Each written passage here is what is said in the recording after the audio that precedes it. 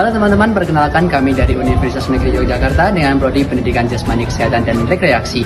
Kali ini kami akan melakukan sebuah wawancara untuk mengetahui pemahaman masyarakat tentang Pancasila. Kali ini sampel kami yaitu Petang Pasar Beringharjo. Nah, tanpa menunggu lebih lama lagi, langsung saja kita menyaksikan video kami. Silahkan menyaksikan. Kami memilih pasar karena di lingkungan pasar itu sering terjadi yang namanya interaksi antar masyarakat. Sehingga di dalam pasar itu penting untuk ditingkatkan yang namanya Pancasila. Nantinya Pancasila akan berfungsi sebagai kontrol, di mana kontrolnya itu meliputi kontrol terhadap keadilan, kemudian kerjasama yang ada, dan interaksi yang ada di dalam pasar. Sehingga nantinya Pancasila akan menimbulkan suatu lingkungan yang harmonis, di mana tidak hanya ada keuntungan di dalam pasar, namun juga akan menghindarkan masyarakat dari kerugian, kemudian meningkatkan kerjasama yang ada dan toleransi yang ada, di mana nanti masyarakat akan mendapatkan yang namanya rasa nyaman dan aman di dalam pasar tersebut. Sehingga menurut kami sangat penting untuk dilakukan penumbuhan Pancasila di dalam pasar tersebut.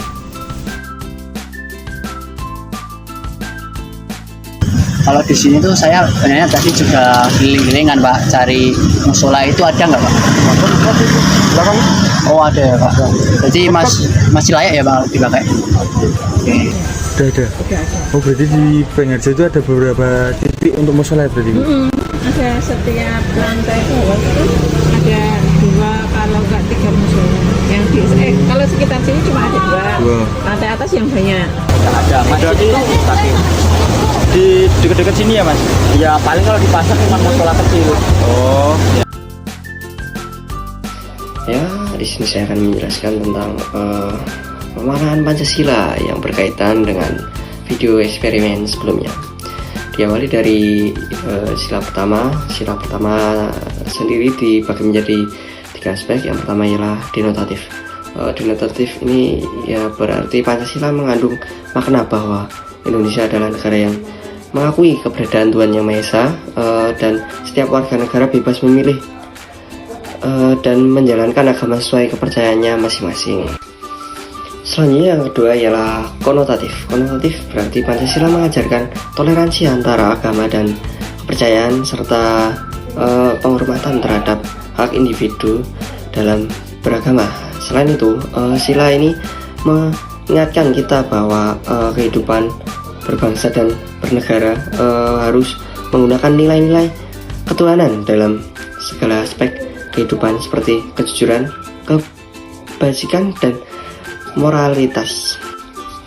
Dan selanjutnya yang ketiga ialah verbal.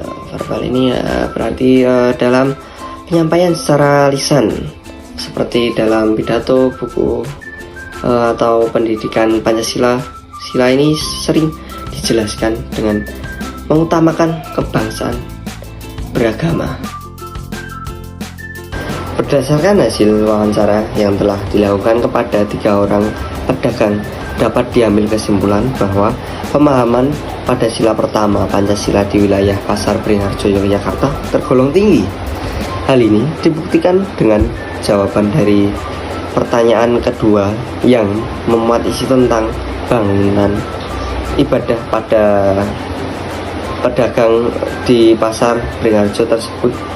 Dalam jawaban, setiap pedagang menjelaskan tentang adanya bangunan ibadah berupa masjid dan musola yang layak dipakai, sehingga Pasar Beringharjo telah memenuhi kebutuhan ibadah setiap masyarakat yang ada di lingkungan pasar dengan menyediakan tempat yang jelas dan layak untuk beribadah setiap masyarakat yang ada di lingkungan pasar sesuai dengan waktu ibadah yang ada. Kalau di sini kan Bapak jualan. Nah, kalau jualan itu kan kadang ada waktu istirahat. Nah, pas istirahat kayak sholat, kayak ada acara lain itu biasanya Bapak gantian sama teman pedagang lain atau sama siapa gitu Pak? Ya ada pedagang tapi gini, kalau satunya ada salah satu ini pedagang salah satu pergi ya itu gantian yang gratis, kalau sana tidak ya saya pergi kan itu yang gratis kan gitu. Jadi gantian sama aja, kalau ambilnya itu laku itu enggak ya situ saya ya. Oh kalau ini ditinggal? Oh ditinggal sih, nggak ada penggantinya soalnya. Punya masnya sendiri ini? Enggak, tapi kan bosnya ada, cuman keluar kota nggak pernah gini. Kalau libur paling tutup.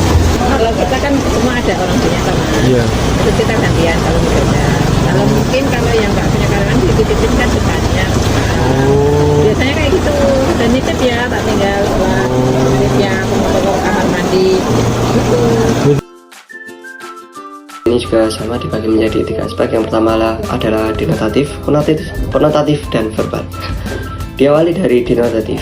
Sila ini menekankan perlakuan yang adil terhadap semua orang, mengutamakan keadilan dalam berbagai aspek kehidupan, dan menghendaki setiap manusia diperlukan dengan penuh rasa hormat tanpa diskriminasi.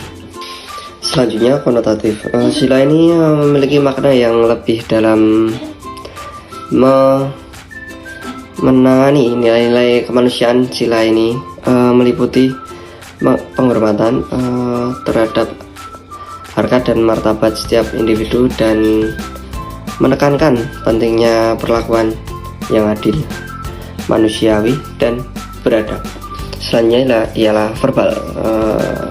Verbal ya, bermaksud dari sila ini ialah dapat dijelaskan dalam kehidupan sehari-hari, misalnya dalam pendidikan, hak asasi manusia, peraturan perundang-undangan yang menjamin hak setiap warga negara, dan tindak nyata untuk mengurangi kesenjangan sosial yang terjadi.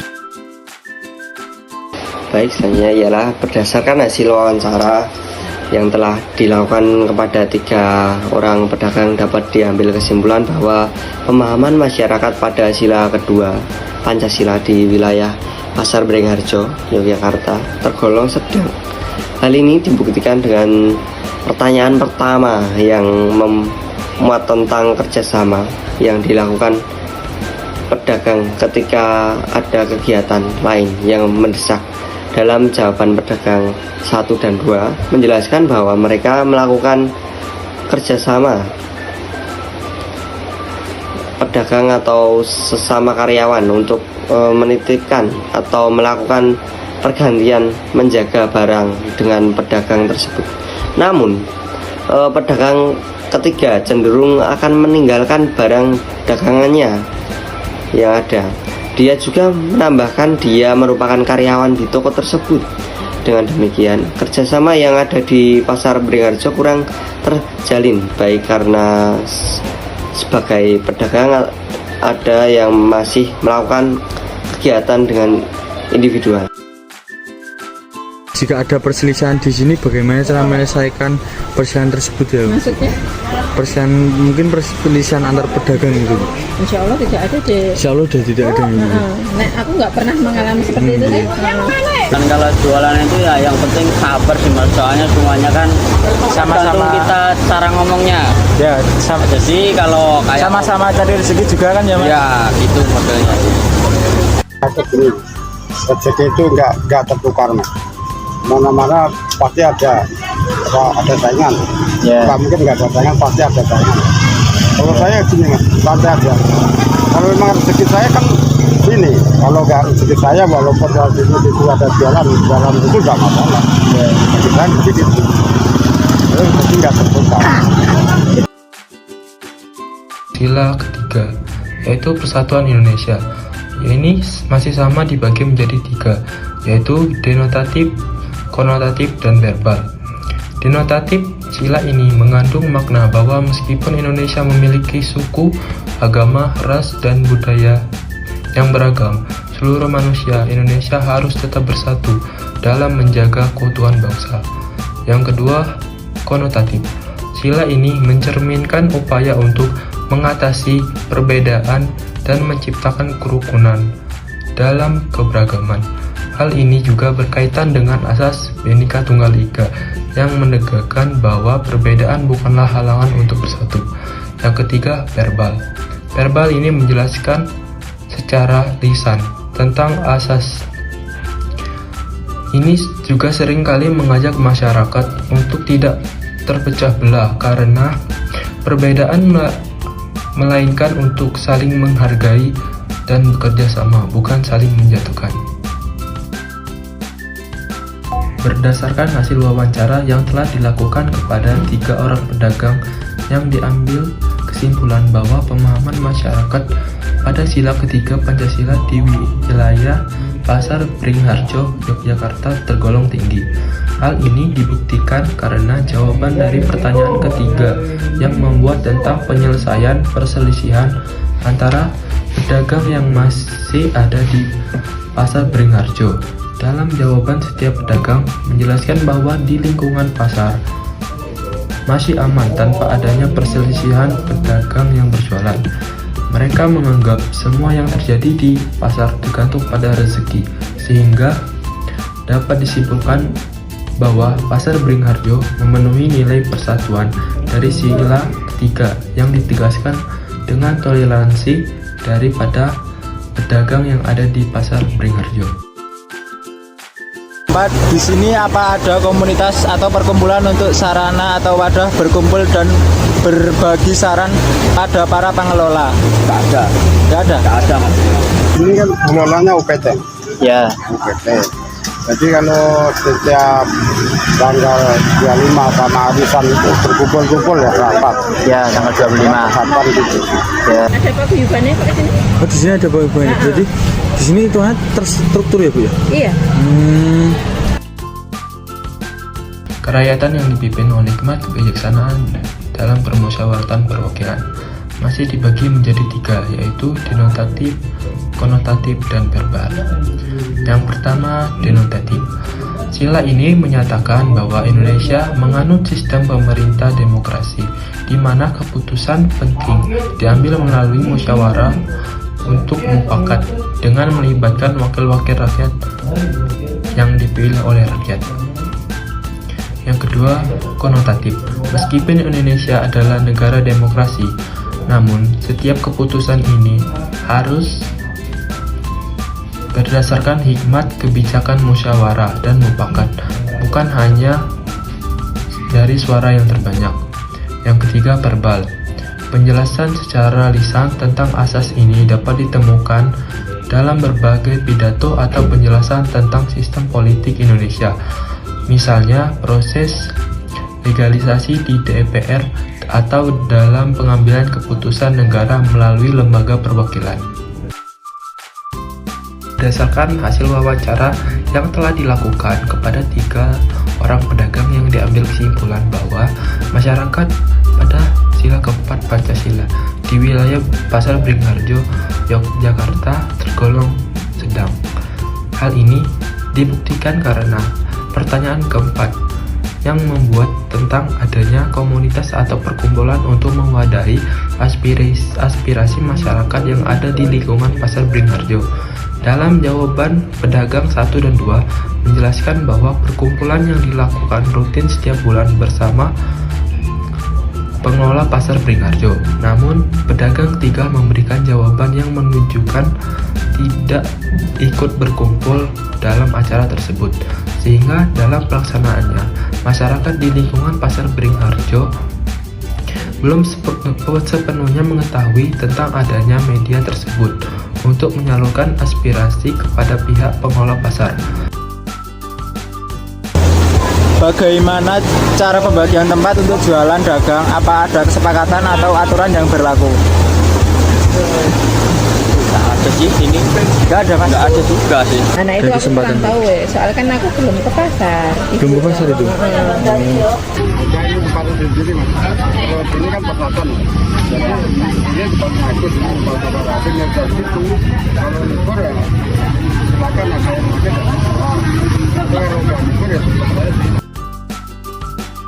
Keadilan sosial bagi seluruh rakyat Indonesia masih dibagi menjadi 3. Yang pertama, denotatif. Sila ini mengandung makna bahwa negara harus berupaya mewujudkan kesejahteraan dan pemerataan kehidupan sosial bagi seluruh rakyat Indonesia. Yang kedua, konotatif.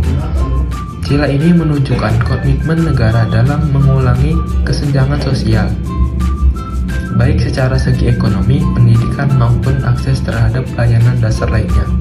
Yang ketiga, verbal. Penjelasan secara verbal sering dikaitkan dengan kebijaksanaan dengan kebijakan pemerintah.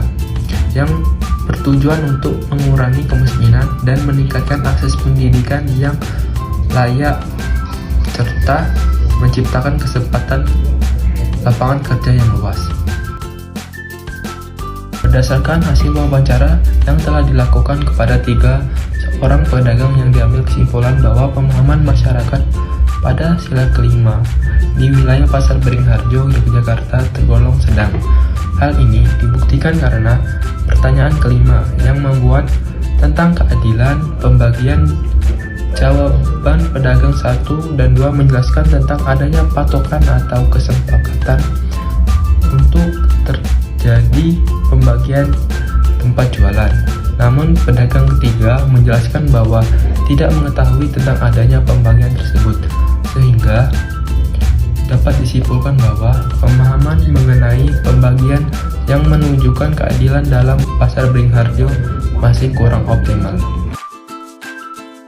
Dari wawancara yang telah kami lakukan kepada 3 orang pedagang, dapat disimpulkan bahwa pemahaman Pancasila dari masyarakat di Pasar Beringharjo ini masih tergolong sedang. Mengapa? Dari 5 Pancasila yang memiliki pemahaman yang tinggi itu pada sila 1 dan 3, namun pada sila 2, 4, dan 5 itu masih sedang. Mengapa? Pada sila kedua ternyata masih ada dalam kerjasama di dalam pasar, itu masih ada yang bertindak secara individual. Kemudian pada sila keempat ternyata saat kami tanya mengenai adanya komunitas atau kelompok sebagai wadah kepada para pengelola, itu masih ada pedagang yang belum mengetahui. Kemudian pada sila kelima, yaitu ketika kami tanya mengenai pembagian tempat di Pasar Beringharjo, ternyata masih ada yang belum mengetahui tentang pembagian tempat. Nah, pedagang atau masyarakat yang belum mengetahui tentang hal-hal tersebut biasanya adalah pedagang baru ataupun karyawan baru yang bekerja. Nah, untuk mengatasi hal-hal yang kurang ataupun hal-hal yang masih belum dilakukan di Pasar Beringharjo, kami menyarankan beberapa hal, seperti yang pertama, meningkatkan memupuk dengan melakukan kegiatan-kegiatan yang melibatkan seluruh masyarakat yang ada di Pasar Beringharjo. Kemudian dengan melakukan sosialisasi atau pemberitahuan info mengenai adanya komunitas untuk menampung aspirasi kepada para pengelola. Kemudian juga melakukan sosialisasi atau memperjelas peraturan tentang adanya pembagian tempat kepada pedagang-pedagang baru ataupun karyawan baru. Saya bertugas untuk mewawancarai dan melakukan pembahasan dari hasil wawancara. Tugas saya di kelompok ini adalah mewawancarai dan editor. Tugas saya di sini sebagai wawancara dan juga kameramen. Di sini saya bertugas untuk membahas hasil wawancara. Tugas saya di sini adalah membahas hasil wawancara.